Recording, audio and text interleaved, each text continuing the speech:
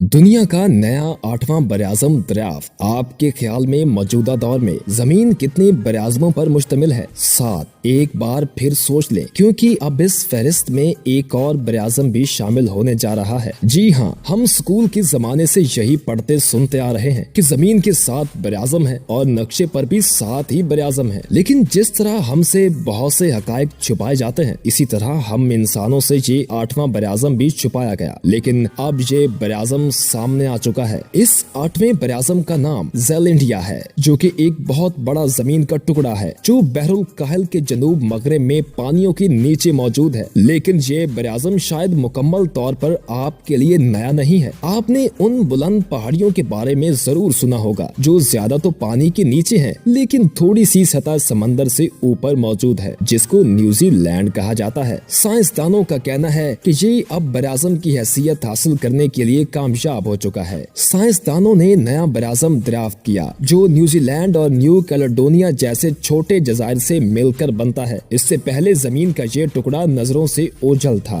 11 साइंसदानों की टीम की तहकीकात के मुताबिक न्यूजीलैंड और न्यू कैलेडोनिया के आसपास मौजूद तमाम जजायर समंदर की गहराई में एक ही जमीनी पट्टी का हिस्सा है। जमीनी पट्टी सतह समंदर बुलंद होने के बायस छुप गई और ऊंचे हिस्से जजीरों की शक्ल में नमूदार हो गए। दुनिया का ये नया बरआज़म मुख्तलिफ जजायर पर मुश्तमिल है। इसके साथ साथ 4.9 मिलियन स्क्वायर किलोमीटर तवील छुपी हुई जमीनी पट्टी से मुंसलिक है। जियोग्राफिकल सोसाइटी ऑफ अमेरिका और रिसर्च टीम का कहना था कि इस नई दरियाफ्त को जमीन का हिस्सा होना चाहिए, जबकि पुरानी थ्योरी के मुताबिक इसको सिर्फ बर्फानी टुकड़े समझा जाता था। साइंसदानों के मुताबिक 100 मिलियन साल पहले ज़ेलैंडिया अंटार्कटिका से अलहदा हो गया था और 80 साल पहले ये ऑस्ट्रेलिया की जमीन से जुदा हो गया। जियोलॉजिकल सोसाइटी की जानिब से की जाने वाली तहकीक में से इसकी तफसीलात बयान की गई हैं। ज़ेलैंडिया का रकबा 50 लाख मुरब्बा किलोमीटर है, जो इतना बड़ा है कि बरआज़म ऑस्ट्रेलिया के 2/3 रकबे के बराबर है। इसमें 94% का हिस्सा पानी में और सिर्फ कुछ ही जजीरे और 3 जमीन के टुकड़े पानी की सतह से ऊपर नजर आते हैं, जो कि न्यूजीलैंड के शुमाल और जनूब के जजीरों और न्यू कैलेडोनिया पर मुश्तमिल हैं। आप शायद ये भी सोचेंगे कि इसका 94% हिस्सा तो समंदर के नीचे है, इसके बावजूद इसे जजीरा कैसे मान लिया जाए। ताहम मुहक्किकीन ने इसके लिए जो असूल वाज़ा किए हैं वो जरा मुख्तलिफ और नए हैं। अच्छी तरह बयान किया गया इलाका